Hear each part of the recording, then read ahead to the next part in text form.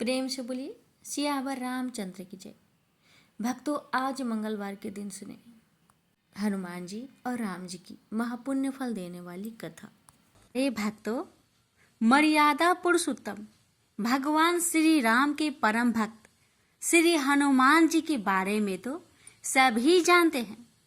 ये भी जानते हैं कि दशरथ नंदन राम हनुमान के हृदय में बसते हैं। लेकिन क्या आपको यह पता है कि एक बार पवन सुत हनुमान राम जी से ही लड़ने पहुंच गए? हो सकता है भक्तों, ये कथा श्रवण करके आपको हैरानी होगी, लेकिन यह सत्य है और इस घटना का जिक्र श्री राम कथा में सुनने और पढ़ने को मिलता है। लेकिन इससे भी ज्यादा हैरान करने वाली बात यह है कि पवन सुत जब श्री राम से लड़ने के लिए तैयार हुए तो उन्होंने सौगंध भी मर्यादा पुरुष उत्तम की ही ली। तो आइए जानते हैं कि ऐसा क्या हुआ था कि श्री राम के परम भक्त पवन सुत को उनसे युद्ध करना पड़ा। कथा मिलती है कि एक बार सेमरू पर्वत पर सभी संतों की सभा का आयोजन हुआ। केवर्त देश के राज संकुत भी उसी सभा में सभी संतों का आशीर्वाद लेने जा रहे थे। रास्ते में उन्हें देव ऋषि नारद मिले। राजा सुकंद ने उन्हें प्रणाम किया। इस पर श्री नारद जी ने उन्हें आशीर्वाद देकर यात्रा का प्रयोजन पूछा। राजा सुकंद ने उन्हें संत सभा के आयोजन की बात बताई। इस पर नारद मुनि ने कहा, अच्छा है, संतों की सभा में जरूर जाना चाहिए। ऐसा कहकर सुकंद को जाने का आदेश दिया। सुकंद जैसे ही सभा में जाने के लिए प्रस्थान करने लगे, तैसे ही नारद जी ने उन्हें आवाज दी। इसके बाद कहा कि जिस सभा में जा रहे हो उसमें सभी को प्रणाम करना, लेकिन ऋषि विश्वामित्र का अभिवादन बिल्कुल भी मत करना। इस पर सुकंद ने पूछा कि यह तो उचित नहीं है। तब श्री नारद जी ने कहा कि तुम भी राजा हो, वो भी पहले राजा ही थे, अब संत हो गए हैं, मत करना प्रणाम। राजा सुकंद ने किया भी ठीक वैसा ही। सभा के समाप्त होते ही विश्वामित्र जी श्री राम से मिलने पहुंचे। वहां पहुंचकर उन्होंने बताया कि उनका अपमान हुआ। वह इसे भूल भी जाते, लेकिन यह तो संत परंपरा का अपमान है। राम जी ने पूछा, गुरुजी क्या हुआ? तब विश्वामित्र जी ने कहा कि मेरा अपमान हुआ है। राम जी ने पूछा, किसने किया है? तब विश्वामित्र जी ने पूछा कि जानकर करोगे भी क्या? इस पर श्री राम जी ने कहा कि गुरुजी, आपके चरणों का सौगंध लेकर प्रतिज्ञा करता हूँ, जो सिर आपके चरणों में नहीं झुका है उसे काट दिया जाएगा। कल सुबह में उसका वध करूंगा। श्री राम की इस सौगंध का जैसे ही राजा सुकंद को पता चला, वह नारद मुनि को ढूंढने लगे। काफी देर तक वह परेशान रहे, लेकिन नारद मुनि उन्हें मिल ही नहीं रहे थे। व्याकुल होकर जब वह रोने लगे, तब नारद जी प्रकट हुए। सुकंद ने हाथ जोड़कर उन्हें सारी बात कह सुनाई, साथ ही प्राण दान की विनती की। इस पर नारद जी ने उन्हें माता अंजनी की शरण में जाने की सलाह दी। ये भी कहा कि अगर उन्होंने तुम्हें बचाने का वचन दे दिया तो तुम जरूर बच जाओगे, लेकिन यह भी कहा कि वह किसी को यह नहीं बताएंगे कि नारद जी ने उन्हें यह सलाह दी है। राजा सुकंद के रोने की आवाज सुनकर माता अंजनी बाहर पहुंची। तब उन्होंने कहा कि माता, मुझे बचा ले, अन्यथा विश्वामित्र जी मुझे मार डालेंगे। इस पर माता अंजनी ने सुकंद को उसके प्राण बचाने का वचन दिया। उन्होंने कहा कि तुम शरण में हो, तुम्हें कोई नहीं मार सकता। इसके बाद राजा सुकंद को विश्राम करने के लिए कहा। शाम ढले जब हनुमान जी माता अंजनी के पास पहुंचे तो उन्होंने सारी बात बताई, लेकिन सुकंद को बुलाने से पहले पवन सुत से सौगंध लेने को कहा। तब श्री हनुमान जी ने कहा कि वह श्री राम के चरणों की सौगंध लेते हैं कि वह सुकंद के प्राणों की रक्षा करेंगे। तब माता अंजनी ने राजा को बुलाया। हनुमान जी ने पूछा, कौन तुम्हें मारना चाहता है? तब सुकंद ने बताया कि श्री राम उन्हें मार डालेंगे। इतना सुनते ही माता अंजनी हैरान रह गई। उन्होंने कहा कि तुमने तो विश्वामित्र जी का नाम लिया था। तब राजा ने कहा कि नहीं, वो तो मरवा डालना चाहते हैं, लेकिन मारेंगे तो राम ही। हनुमान जी ने राजा सुकंद को उनकी राजधानी में छोड़ा और श्री राम के दरबार में पहुंचे। वहां पहुंचकर उन्होंने राम जी से पूछा कि वह कहाँ जा रहे हैं।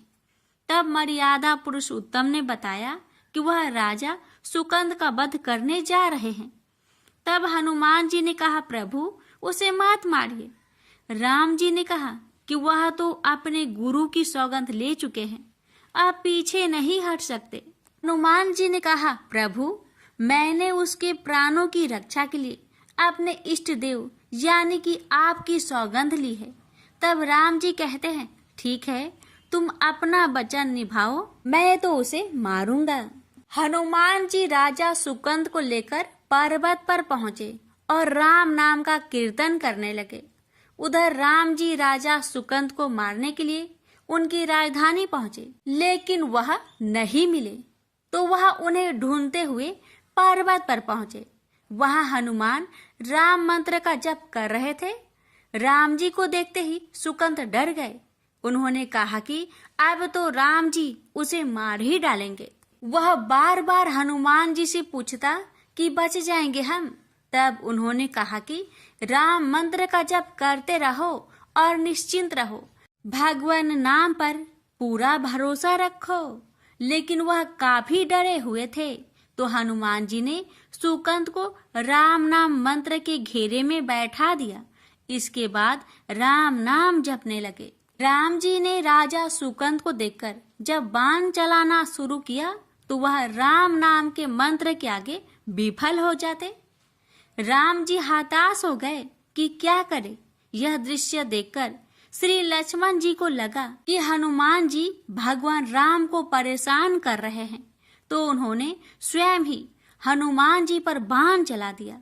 लेकिन यह क्या, उस बाण से पवन सुत के बजाय श्री राम मूर्छित हो गए।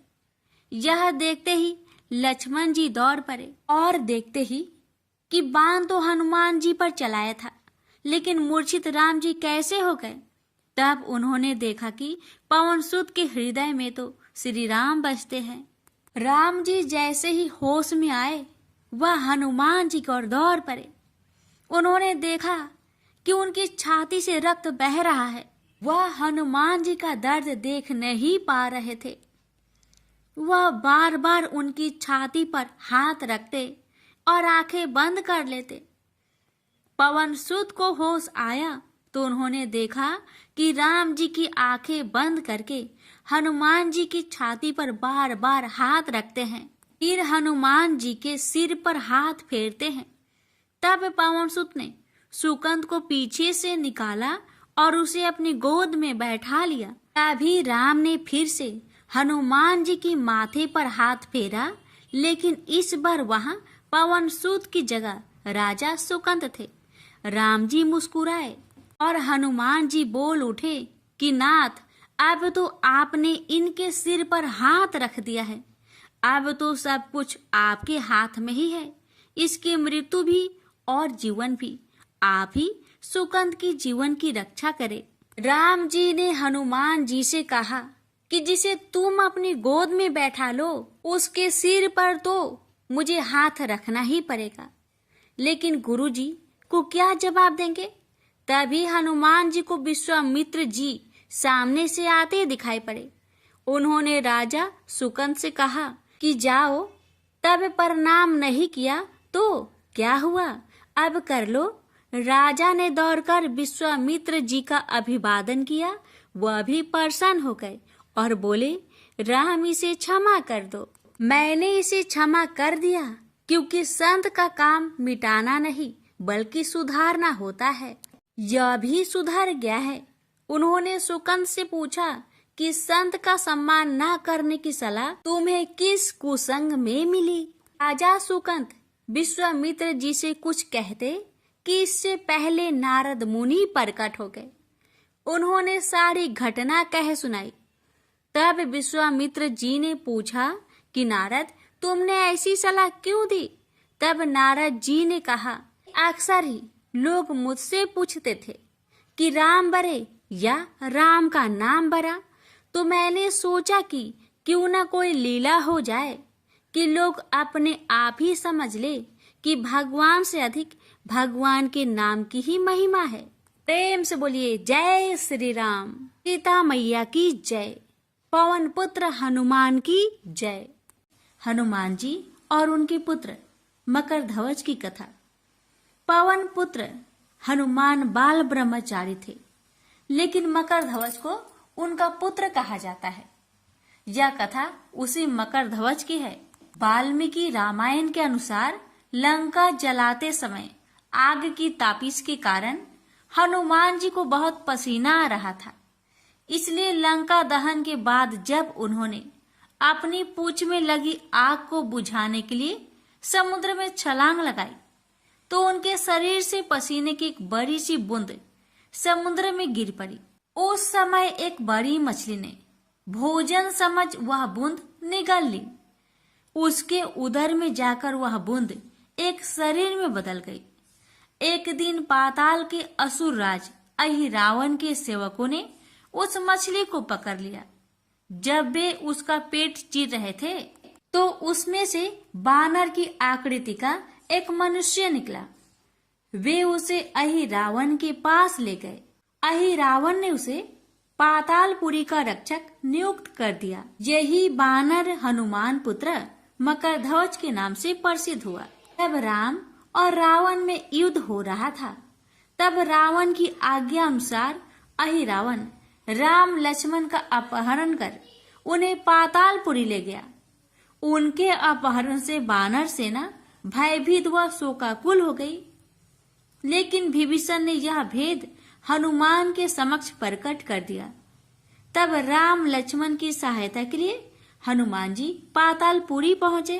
तब उन्होंने पाताल के द्वार पर एक बानर को देखा तो वे आश्चर्यचकित हो गए। उन्होंने मकरध्वज से उसका परिचय पूछा। मकरध्वज अपना परिचय देते हुए बोला, मैं हनुमान पुत्र मकरध्वज हूँ और पातालपुरी का द्वारपालक हूँ। मकरध्वज की बात सुनकर हनुमान क्रोधित होकर बोले, यह तुम क्या कह रहे हो दुष्ट? मैं बाल ब्रह्मचारी हूँ, फिर भला तुम मेरे पुत्र कैसे हो सकते हो? हनुमान का परिचय पाते ही मकरध्वज उनके चरणों में गिर गया और उन्हें प्रणाम कर अपनी उत्पत्ति की कथा सुनाई। हनुमान जी ने भी मान लिया कि वह उनका ही पुत्र है, लेकिन यह कहकर कि वे अभी अपने श्री राम और लक्ष्मण को लेने आए हैं। जैसे ही द्वार की ओर बढ़े वैसे ही मकरध्वज उनका मार्ग रोकते हुए बोला, पिताश्री, यह सत्य है कि मैं आपका पुत्र हूँ, लेकिन अभी मैं अपने स्वामी की सेवा में हूँ, इसलिए आप अंदर नहीं जा सकते। हनुमान ने मकरध्वज को अनेक प्रकार से समझाने का प्रयास किया, किंतु वह द्वार से नहीं हटा। तब दोनों में घोर युद्ध शुरू हो गया। देखते ही देखते हनुमान जी उसे अपनी पूंछ में बांधकर पाताल में प्रवेश कर गए।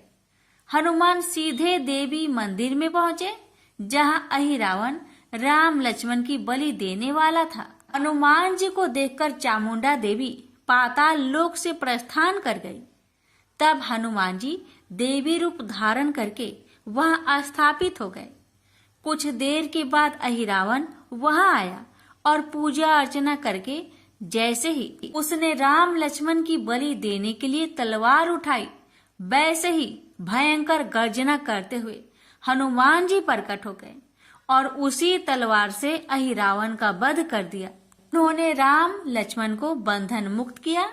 तब श्री राम ने पूछा, हनुमान, तुम्हारी पूंछ में यह कौन बंधा है? बिल्कुल तुम्हारे ही समान लग रहा है। इसे खोल दो। हनुमान ने मकर ध्वज का परिचय देकर उसे बंधन मुक्त कर दिया। मकर ध्वज ने श्री राम के समक्ष सिर झुका लिया। अब श्री राम ने मकर ध्वज का राज्य अभिषेक कर उसे पाताल का राजा घोषित कर दिया और कहा कि भविष्य में वह अपने पिता के समान दूसरों की सेवा करे। यह सुनकर मकर ध्वज ने तीनों को प्रणाम किया। तीनों उसे आशीर्वाद देकर वहां से प्रस्थान कर गए। इस प्रकार मकर ध्वज हनुमान का पुत्र कहलाए। तो प्रेम से बोलिए, पवन पुत्र हनुमान की जय। अब श्रवण करेंगे राम नाम की महिमा की बड़ी ही सुंदर कथा। लंकापति रावण के वध के बाद जब अयोध्यापति प्रभु श्री राम की कीर्ति दूर दूर तक फैल रही थी और वह मर्यादा पुरुषोत्तम कहलाने लगे, तब एक दिन महादेव शिव की इच्छा भी मर्यादा पुरुषोत्तम श्री राम से मिलने की हुई। पार्वती को संग लेकर महादेव कैलाश पर्वत उतरकर अयोध्या नगरी के रास्ते चल पड़े। भगवान शिव और माँ पार्वती को अयोध्या आया देखकर राम जी बहुत खुश हुए। माता जानकी ने उनका उचित आदर सत्कार किया और स्वयं भोजन बनाने के लिए रसोई में चली गई।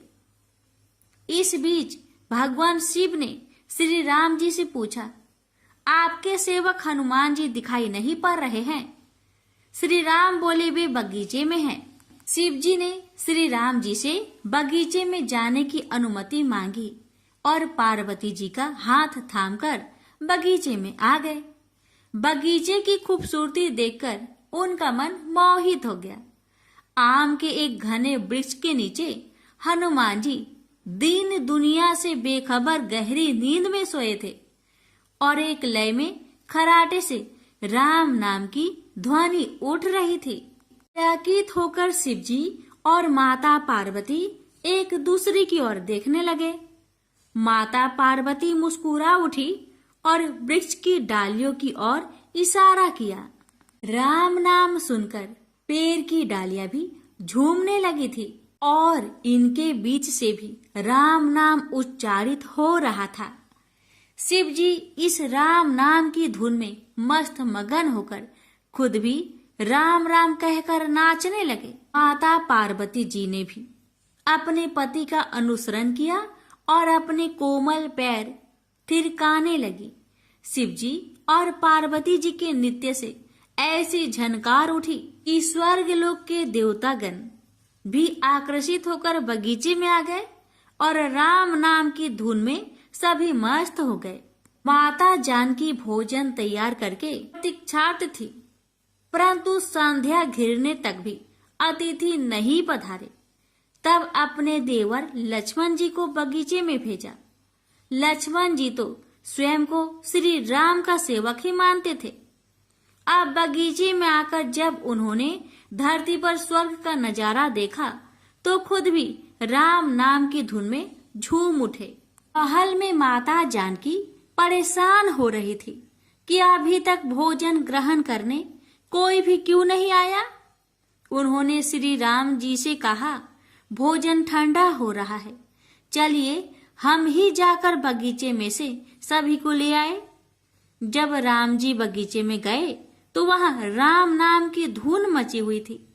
हनुमान जी गहरी नींद में सोए हुए थे और उनके खराटों से अभी तक राम नाम निकल रहा था। श्री राम भाव विहल हो उठे। राम जी ने हनुमान जी को नींद से जगाया और प्रेम से उनकी तरफ निहारने लगे। हनुमान जी प्रभु को आया देख शीघ्रता से उठ खड़े हुए। नित्य की सभा भंग हो गई। शिव जी खुले कंठ से हनुमान जी की राम भक्ति की सराहना करने लगे। हनुमान जी सकुचाए लेकिन मन ही मन खुश हो रहे थे। श्री सिया राम ने भोजन करने का आग्रह भगवान शिव जी से किया। तभी लोग महल में भोजन करने के लिए चल पड़े। माता जानकी भोजन परोसने लगी। हनुमान जी को भी श्री राम जी ने पंक्ति में बैठने का आदेश दिया। हनुमान जी बैठ तो गए, परंतु आदत ऐसी थी कि राम जी के भोजन करने के उपरांत ही सभी लोग भोजन करते थे। आज श्री राम के आदेश से पहले भोजन करना पड़ रहा था। माता जानकी हनुमान जी को भोजन परोसती जा रही थी, पर हनुमान जी का पेट ही नहीं भर रहा था। सीता जी कुछ समय तक तो उन्हें भोजन परोसती रही, फिर समझ गई इस तरह से हनुमान जी का पेट नहीं भरेगा।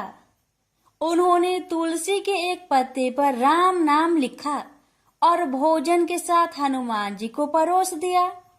तुलसी पत्र खाते ही हनुमान जी को संतुष्टि मिली और वह भोजन खाकर उठ खड़े हुए। भगवान शिव शंकर ने प्रसन्न होकर हनुमान जी को आशीर्वाद दिया कि आपकी राम भक्ति युगों युगों तक याद की जाएगी और आप संकट मोचन कहलाएंगे। प्रेम से बोलिए सिया रामचंद्र की जय।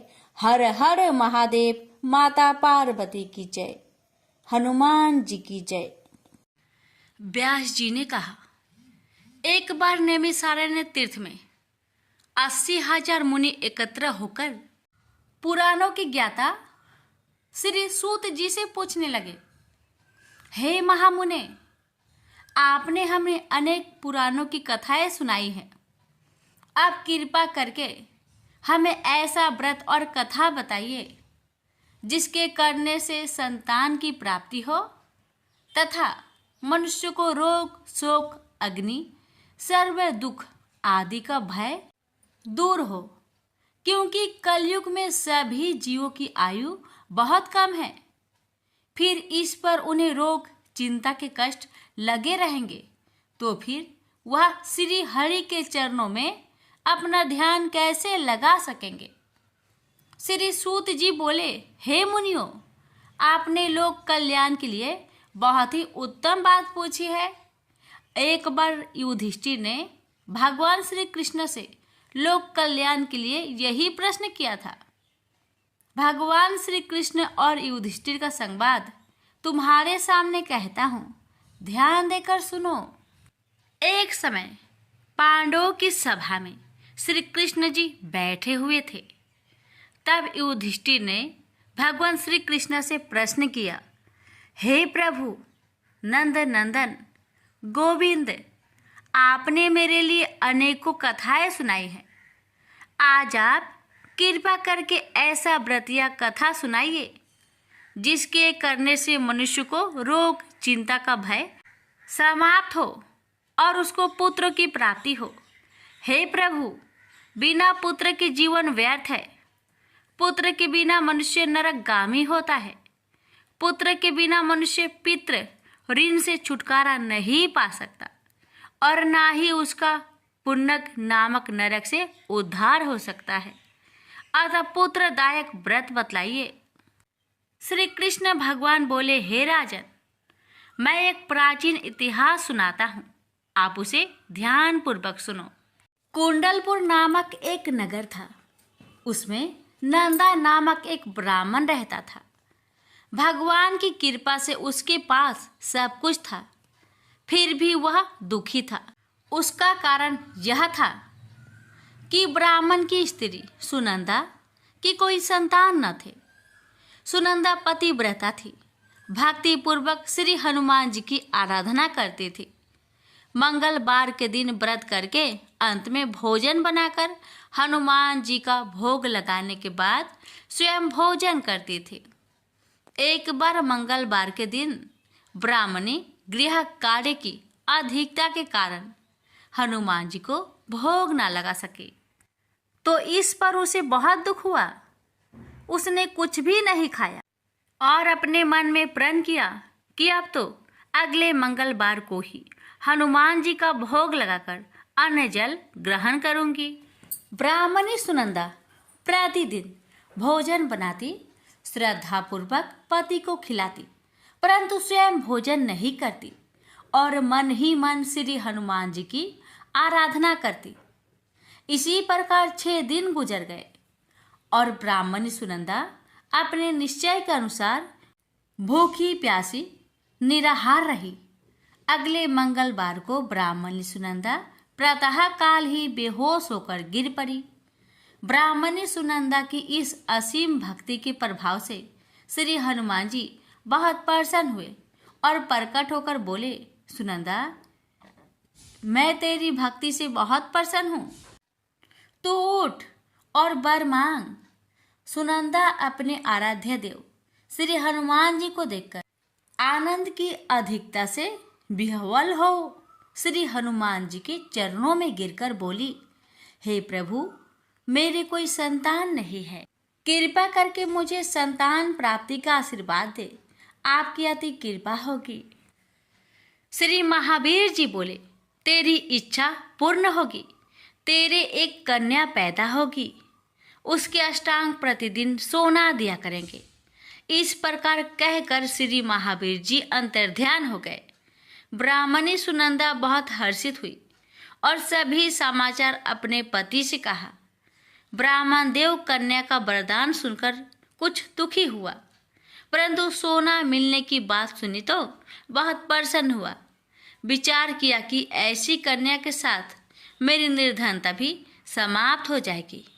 श्री हनुमान जी की कृपा से वह ब्राह्मणी गर्भवती हुई और 10वें महीने में उसे बहुत ही सुंदर पुत्री प्राप्त हुई। यह बच्ची अपने पिता के घर में ठीक उसी तरह बढ़ने लगी जिस प्रकार शुक्ला पक्ष की चंद्रमा बढ़ता है। 10वें दिन ब्राह्मण ने उस बालिका का नामकरण संस्कार कराया।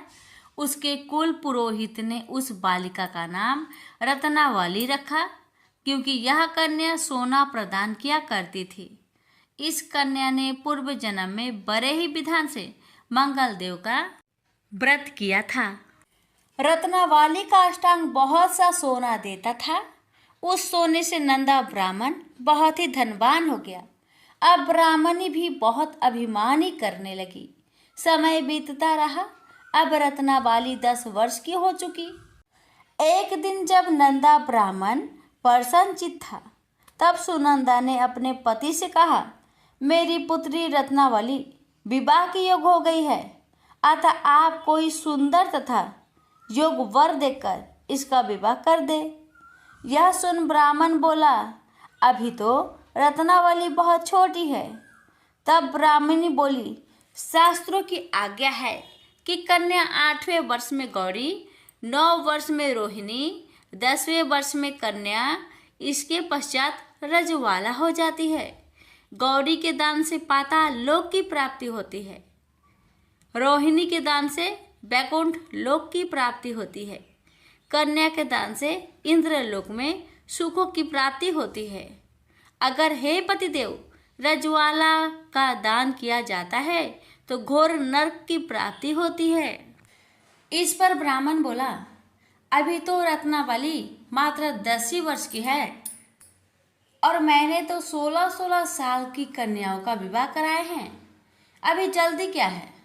तब ब्राह्मणी सुनंदा बोली, आपको तो लोभ अधिक हो गया है। शास्त्रों में कहा गया है कि माता पिता और बड़ा भाई रजवाला कन्या को देखते हैं तो वह अवश्य नरकगामी होते हैं।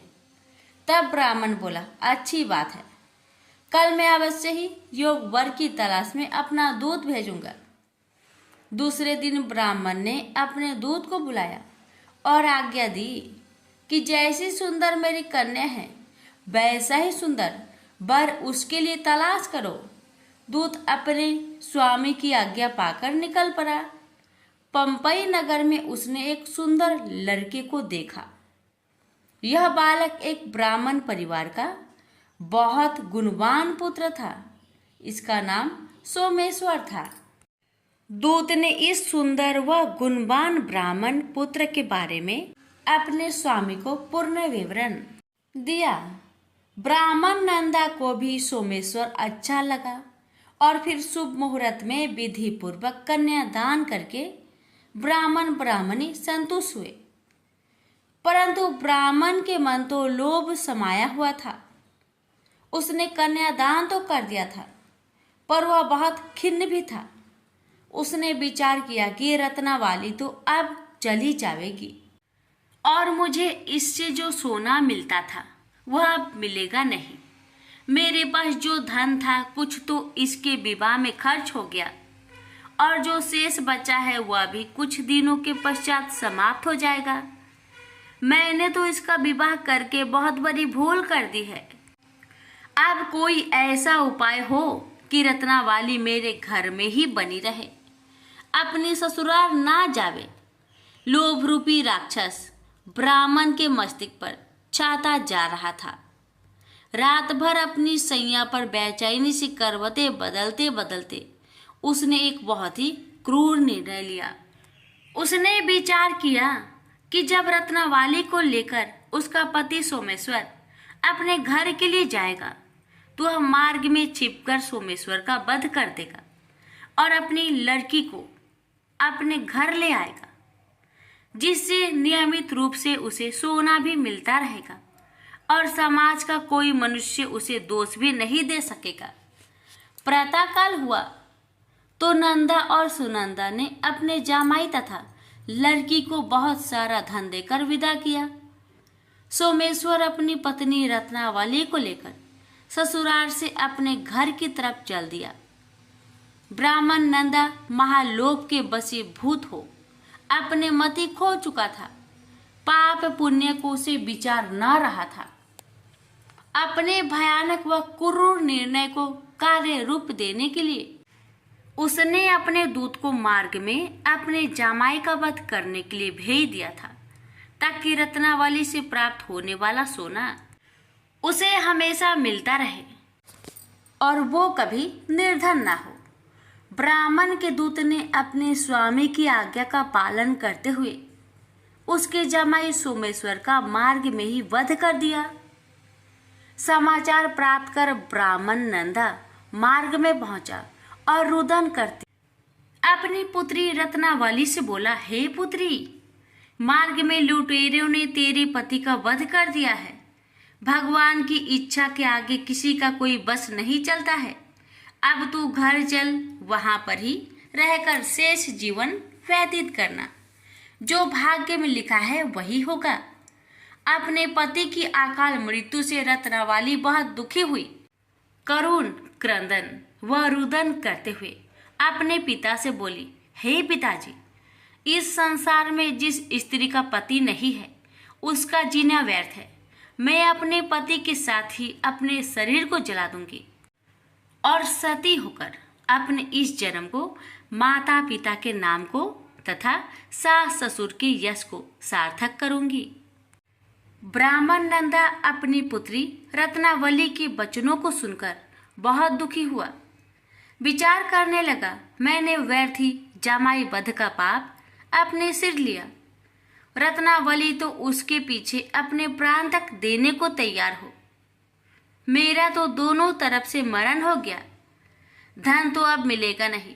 जामाई वध के पाप के फलस्वरूप यम यातना भी भुगतनी पड़ेगी। यह सोचकर वह बहुत खिन्न हुआ। सोमेश्वर की चिता बनाई गई। रत्नावली सती होने की इच्छा से अपने पति का सिर अपनी गोद में रखकर चिता में बैठ गई। जैसे ही सोमेश्वर की चिता को अग्नि लगाई गई, वैसे ही प्रसन्न हो मंगलदेव वहां प्रकट हुए और बोले, हे रत्नावली, मैं तेरी पति भक्ति से बहुत प्रसन्न हूँ, तू वर मांग। रत्नावली ने अपने पति का जीवन दान मांगा।